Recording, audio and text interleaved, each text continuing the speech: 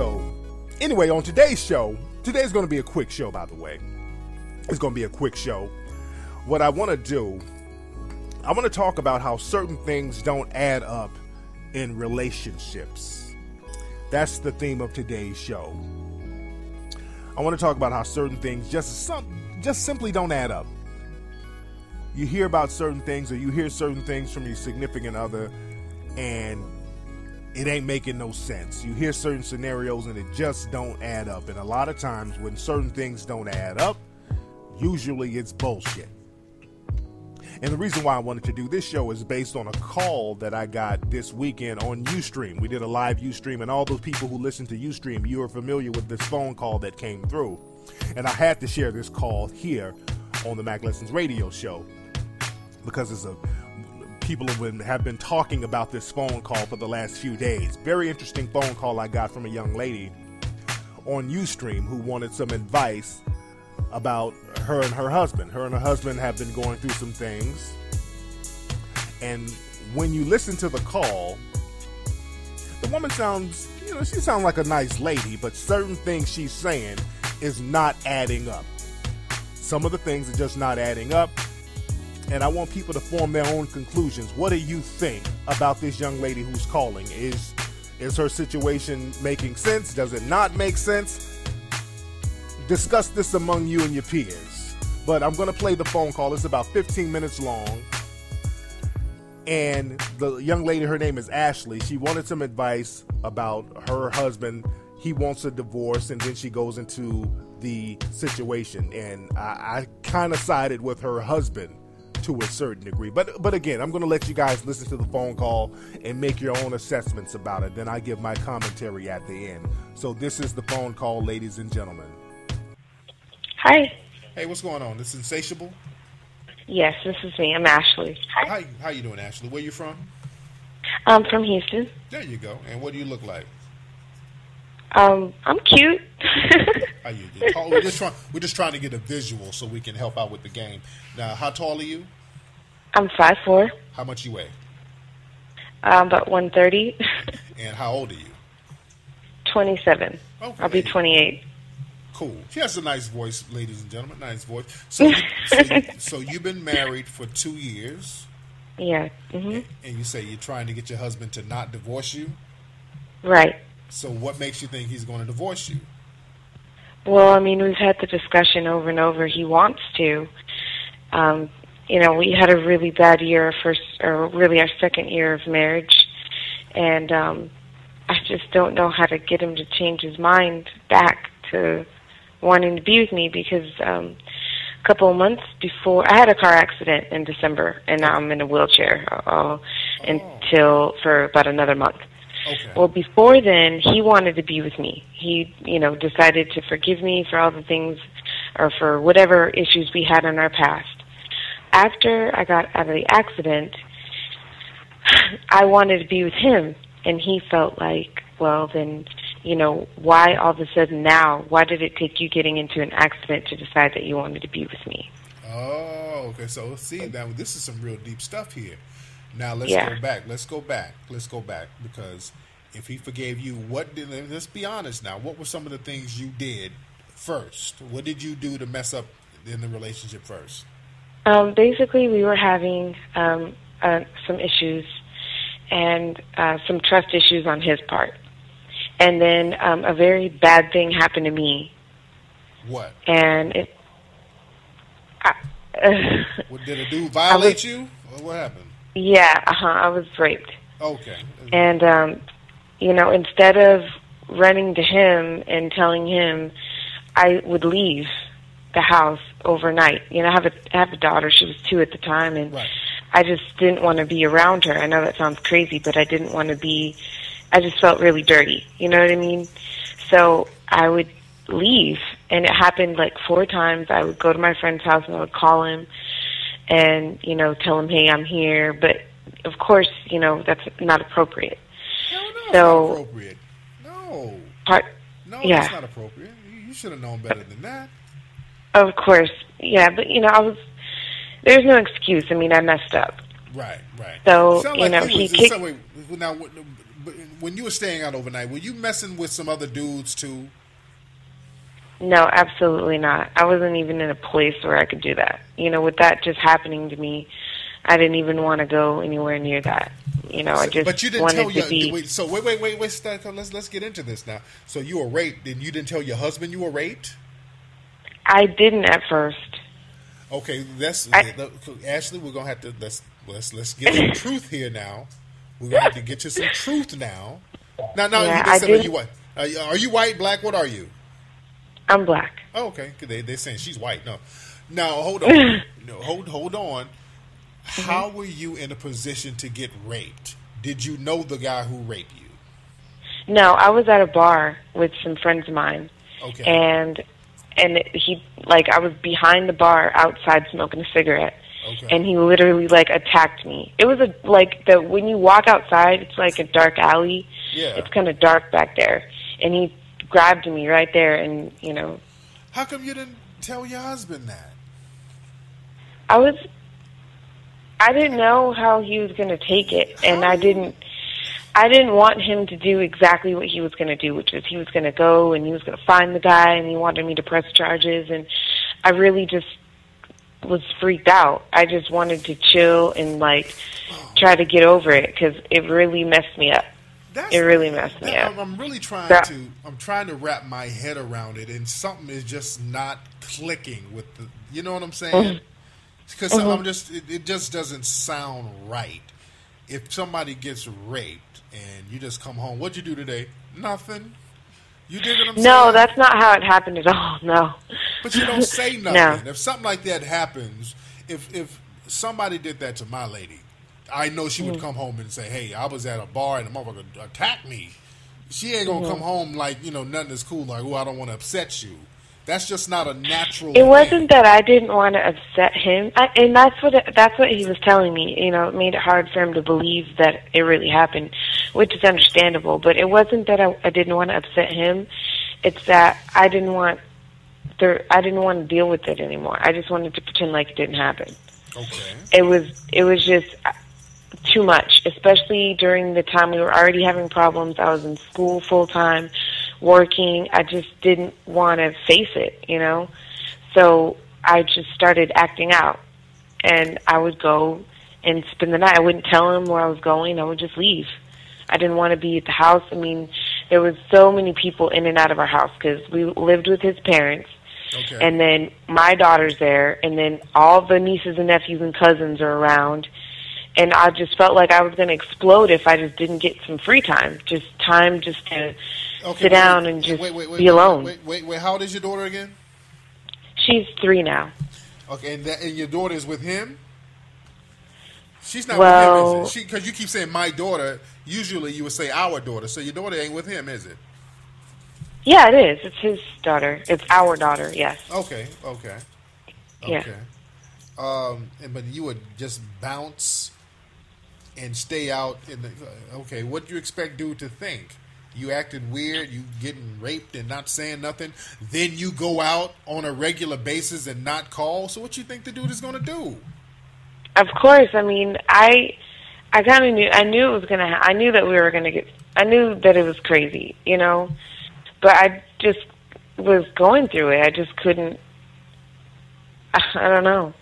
Yeah. And if I could take it back, of course I would, because he thinks. I mean, I'm sure he thinks that I cheated on him, which I didn't do. Because I kind of. And with my actions make it look like I did, but I love my husband. I would never do that. Right. It's happened to me before. I've been cheated on in the worst way. So I would never do that. But I mean, I can't ever erase that doubt from his mind because my actions were so suspect. So. Yeah, it really is. It really is. It just seems very disingenuous. It just seems like right now it just seemed like you were doing this extra stuff you were doing that you're not saying. I wouldn't believe your ass either because I don't really believe you 100% now. To be honest. Well, it makes sense. Now, but I mean, so you were in an accident, right? When were you in an accident? December. Okay. 19th. Okay. And now he's like, he just wants to go ahead and bounce now. Well, he's taking care of me. That's the thing. Right. I see him like 3 times a week. He takes care, because we're not living together right now. But he takes care of me. He takes really good care of me. Okay. And, you know, he's perfect. You know, out of everybody that was supposed to take care of me, because I can't walk. So out of everybody who was supposed to be there for me, he stuck around.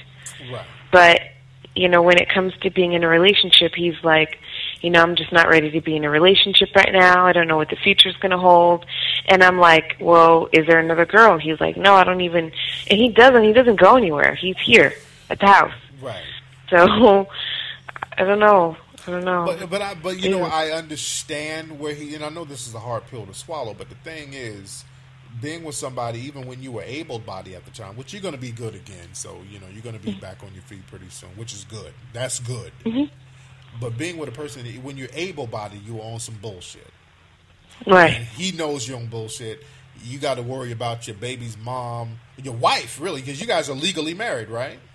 Right, uh-huh. Right, so you got to worry about your wife bouncing, staying out all night, and just doing this on a regular basis. That's one thing. That's a headache right there. Mm-hmm. And then you got raped and you're not saying nothing. That's another thing. You probably out here doing some other slick stuff. That's another thing. And now the situation with the car accident, that's another compromise that you have to make. And you're like, okay, I'm doing all this for this person who really don't even seem like they would be grateful for me to do this. So I can understand. Mm-hmm. You have to understand that's what's going on in his mind, right? Right. Right, because the same thing, if you had a dude, just like that movie, The Diary of a Mad Black Woman, that Tyler Perry movie, where the husband was beating on her and cheating on her and all this old stuff, and then he got in an accident, and the chick took care of him, but she did it reluctantly, then ended up leaving him for a light-skinned nigga with fucked up braids. You dig what I'm saying? Yeah, So, I think this is kind of a learning experience for you. Don't try to force anything. Hopefully, if this brother says, you know what, this situation is making us stronger, I want to rock with her again, you got to do the right thing. This is an epiphany. And I think if you just kind of fall back and just, they say she's lying. She probably is. But if you just kind of fall back, there's nothing you can do to force the situation because, you know, whatever's in that brother's mind is in his mind.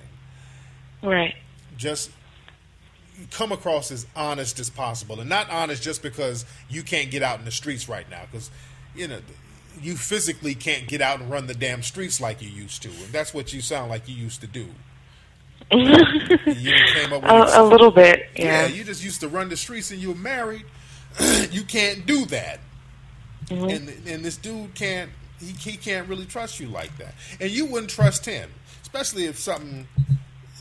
This whole rape thing, I'm still that's throwing me off because it seems like there's more to it with that. You understand what I'm saying? No, I mean that's literally what happened. We were going through so much at the time, and I just didn't want to hear it. I just didn't want to hear it. I didn't want. And another thing is too, I was like, he's not going to believe me if I tell him anyway.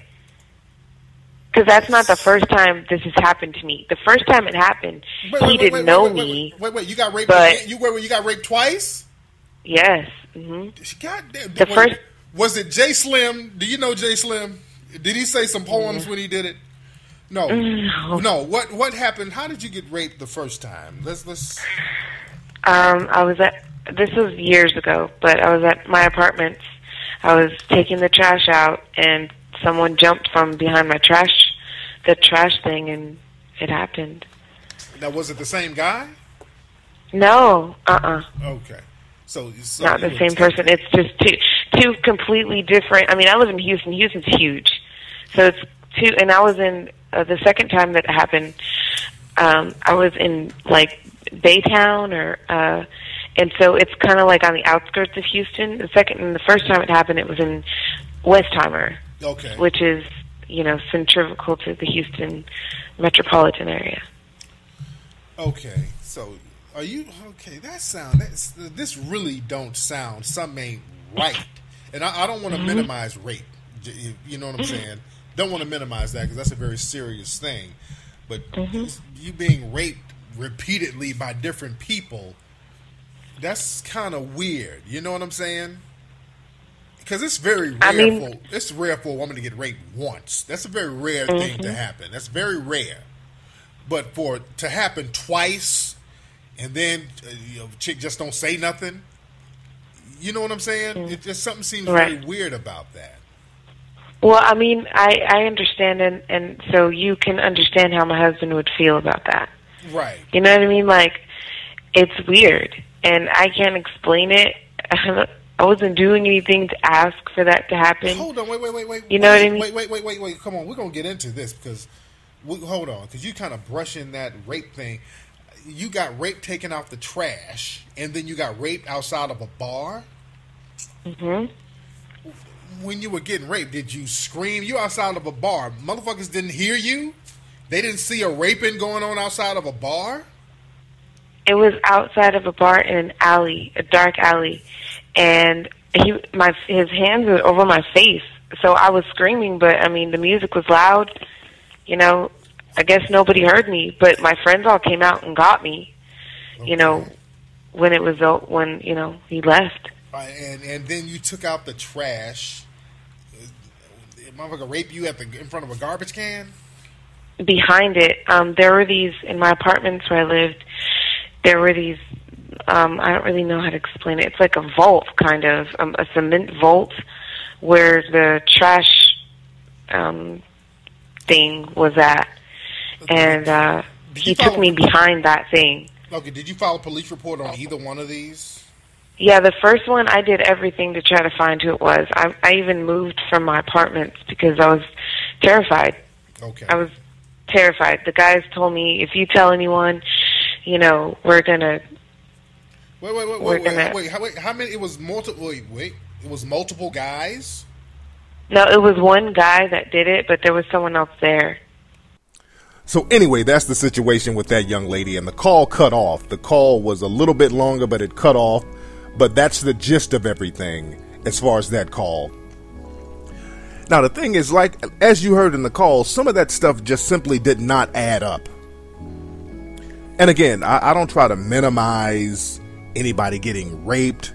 I don't minimize anything negative happening to somebody because the possibility is there.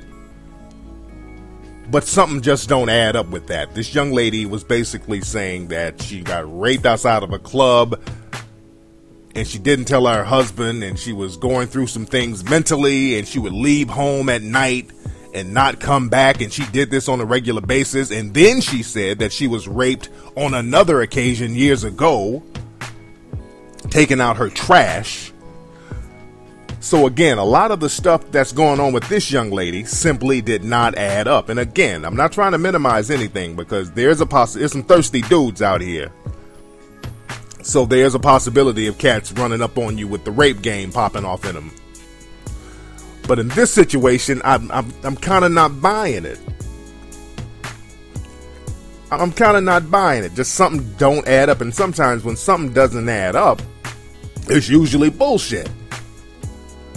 And fellas need to understand this part of the game. Sometimes, man, you deal with females who are bad luck chicks. And I did a show about that a while back. These hard luck females, these bad luck broads. And there are some bad luck chicks out there. Just raggedy shit happens to these women.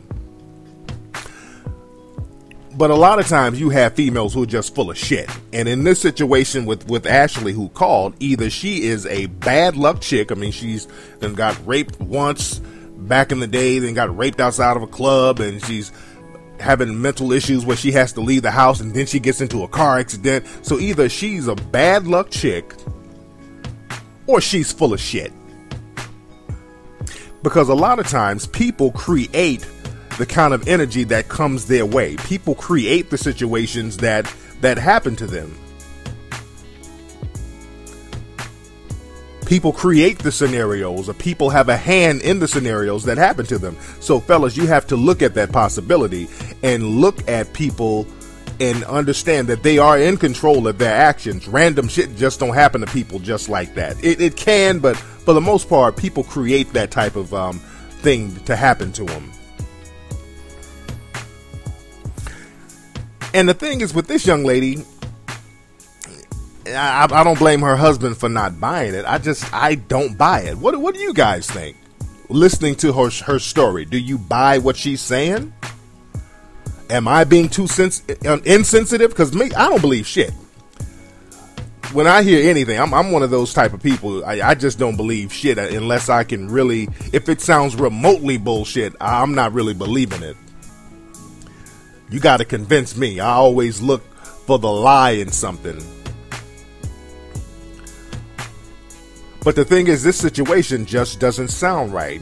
Even the raping outside of a club, none of that sounds right. You in a bar, you go into an alley. Why are you going into a dark alley? You understand? There's so many whys there. Why are you going into an alley? Why didn't you make noise? Why didn't you say something to your husband? Why didn't you file a police report? There's too many whys in that situation. That's why I kind of call bullshit on that. And again, not to seem insensitive, what it sounds like as far as this young lady being at the club, getting raped, or the bar, what it sounds like, she probably got drunk, started flirting with dudes, got to flirting with a cat. They ended up taking it to the next level. The nigga probably hit it outside or hit it in the bathroom. Because women do that. Women get drunk and niggas be banging them in the bathroom and little freaky shit pop off. And what happened, she sounded like she took it to the next level.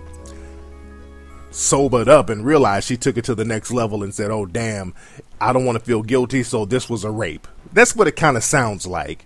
It doesn't sound like a genuine rape. This scenario just sounds crazy. And the fact that she has a very nonchalant attitude about these quote-unquote rapings further lets me know that something ain't right there. Something ain't clicking. And fellas, if something don't add up, it just don't add up. A lot of times, man, fellas, you get into these relationships with these females and they have all these crazy background stories. And they expect you to believe all this crazy nonsense, and then they get mad at you and guilt trip you for not believing it. That happens to a lot of guys. They run a guilt trip on you for not believing all these crazy scenarios, but you shouldn't feel guilty for not believing something that don't sound right. If it don't add up, it don't add up. And when it does not add up, you can step back and say, wait a minute, I'm going to call bullshit until this thing gets some clarity in it. But until then, I'm just going to assume you full of shit, and I'm going to have to roll you out of here and charge you to the game.